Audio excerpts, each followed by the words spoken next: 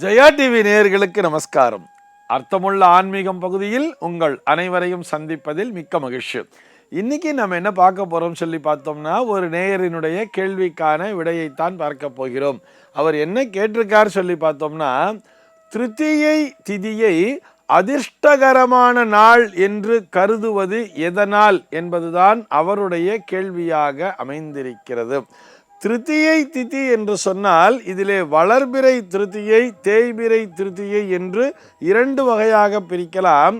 இதிலே அதிர்ஷ்டகரமான நாள் என்று வளர்பிறை திருத்தியை நாளைத்தான் சொல்கிறார்கள், தேய்பிறை திருத்தியை நாளை சொல்வதில்லை.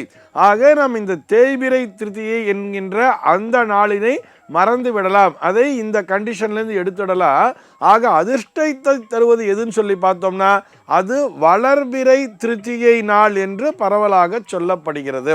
இதற்கான காரணம் என்ன சார் அப்படின்னு சொல்லி பார்த்தோம்னா, நமக்கு திருத்தியை என்ற உடனேயே அக்ஷய திருத்தியை என்பது தானே நினைவிற்கு வருகிறது.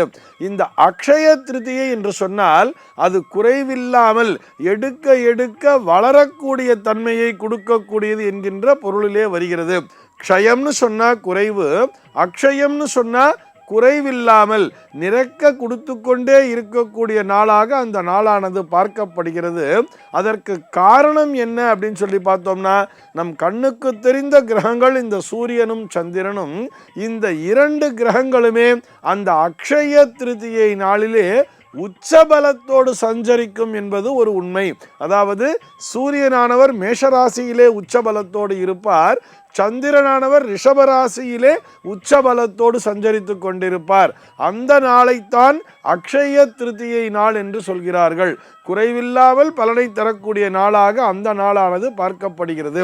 சரி சார், அது வருஷத்துல ஒரு மாசத்துல மட்டும்தானே வர்றது, மற்ற மாதங்களிலே வரக்கூடிய திருத்தியை நாளை பற்றி சொல்லுங்களேன் அப்படின்னு சொன்னா, மற்ற மாதங்களிலே வரக்கூடிய அந்த திருத்தியை நாளன்று நீங்கள் பஞ்சாங்கத்தில் எடுத்து பார்த்தவர்களே ஆனால் அங்கே ஒரு கௌரி விரதம் என்பதை கொடுத்திருப்பார்கள்.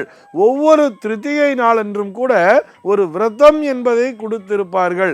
ஏதோ ஒரு மங்கள கௌரி விரதம் அல்லது திரிலோச்சன கௌரி விரதம் என்று ஒரு கௌரி விரதம் ஆனது அந்த நாளிலே கொடுக்கப்பட்டிருக்கும். எதற்காக சார் இப்படி கொடுத்திருக்கான்னு சொன்னா, அந்த நாளிலே நாம் அந்த கௌரி பார்வதியை பூஜிக்கும் பொழுது நம் வீட்டிலே என்றென்றும் செல்வம் என்பது பெருகிக் கொண்டே இருக்கும் என்கின்ற காரணத்தினால்தான் அப்படி சொல்லி இருக்கிறார்கள். சரி சார், இந்த திருத்தியை திதியினுடைய மகத்துவம் என்ன அப்படின்னு சொல்லிட்டு அந்த ஜோதிடவியல் அல்லது வானவியல் அறிவியல் ரீதியாக பார்க்கும் பொழுது, சூரியனும் சந்திரனும் ஒரே நேர்கோட்டிலே வரும் பொழுதுதான் அமாவாசை என்பது சம்பவிக்கிறது என்பது நாம் அனைவரும் அறிந்ததே. அந்த சூரியனிடமிருந்து கொஞ்சம் கொஞ்சமாக விலகி வர வர சந்திரனானவர் கொஞ்சம் கொஞ்சமாக விலக அங்கே வளர்பிறை நாட்கள் என்பது வருகிறது. சூரியனிடமிருந்து சரியாக 180வது பாகையிலே சந்திரன் வரும் பொழுது அவர் பௌர்ணமி நிலவாக ஒளி வீசுகிறார். இங்கே இந்த திருத்தியை திதி என்று வரும் பொழுது, அதாவது இந்த அமாவாசைக்கும் பௌர்ணமிக்கும் நடுவிலே 15 நாட்கள் என்பது வருகிறது அல்லவா, அப்படி நம்ம ஈஸியாக அப்படியே டிவைட் பண்ணி பார்த்தோம்னா ஒரு நாள், அதாவது ஒரு திதி அப்படிங்கிறதுக்கு ஒரு 12 டிகிரி அப்படிங்கிறத கொடுத்துடலாம். இந்த திருத்தியை திதி என்பது எப்பொழுது சம்பவிக்கும்னு சொல்லி பார்த்தோம்னா, சரியாக 24வது பாகை முடிவடையும் பொழுது, அதாவது சூரியன் எந்த பாகையிலே சஞ்சரித்து கொண்டிருக்கிறாரோ அதிலிருந்து 24வது பாகைக்கு சந்திரன் செல்லும் பொழுதுதான் அந்த திருத்தியை திதியானது சம்பவிக்கிறது. 24 டிகிரியிலிருந்து 36வது டிகிரி வரைக்கும் சூரியனிடம் இருந்து, இதையும் நன்றாக நினைவிலே கொள்ள வேண்டும். அழகா ஒரு பேசிக் மேக்ஸை புரிஞ்சுக்கணும். சூரியனும் சஞ்சரித்து கொண்டே இருப்பார், சந்திரனும் சஞ்சரித்து கொண்டே இருப்பார்.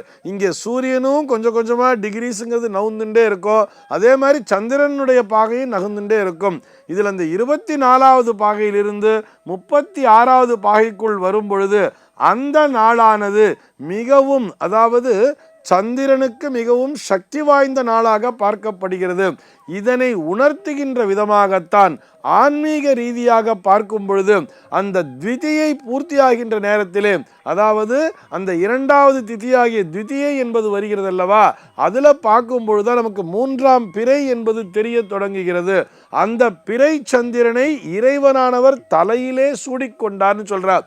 எப்பொழுது அந்த வளர்பிறையிலே வரக்கூடிய 3வது நாளிலே அவர் தோன்றக்கூடிய, அதாவது அமாவாசையையும் சேர்த்து அமாவாசை பிரதமை த்விதியை நாளன்றுதான் பஞ்சாங்கத்திலே சந்திர தரிசனம் என்று கொடுத்திருப்பார்கள். அந்த பிறை சந்திரனைத்தான் இறைவன் தலையிலேயே சூடிக்கொள்கிறான் சொல்றார். அப்படி இறைவன் தலையிலே சூடிக்கொண்ட அந்த நேரத்திலே தான் இந்த திருத்தியை என்பது சம்பவிப்பதால் இந்த திருத்தியை திதியிலே செய்கின்ற பூஜையானது மிகவும் அற்புதமான பலனை தருகிறது. அந்த நாளானது ஒரு அதிர்ஷ்டம் வாய்ந்த நாளாக பார்க்கப்படுகிறது. அதிர்ஷ்டம்னு சொன்னா என்ன? திருஷ்டின்னு சொன்னா கண்ணுக்கு தெரிஞ்சது, அதிர்ஷ்டம்னு சொன்னா கண்ணுக்கு தெரியாமல் நம்மிடையே வந்து சேரக்கூடிய ஒரு செல்வத்தை தான், நாம் எதிர்பாராமல் வந்து சேரக்கூடிய செல்வத்தை தானே அதிர்ஷ்டம் என்று சொல்கிறோம். அப்படிப்பட்ட ஒரு நாளாக சந்திரன் இறைவனினுடைய தலையிலேயே சென்று அமர்ந்து கொண்டு இருக்கின்ற அந்த உசத்தியான ஒரு நேரமாக இந்த திருத்தியை திதி என்று இருப்பதால் அந்த நாளிலே நீங்கள் எல்லா விதமான சுப நிகழ்ச்சிகளையும் நடத்தலாம்.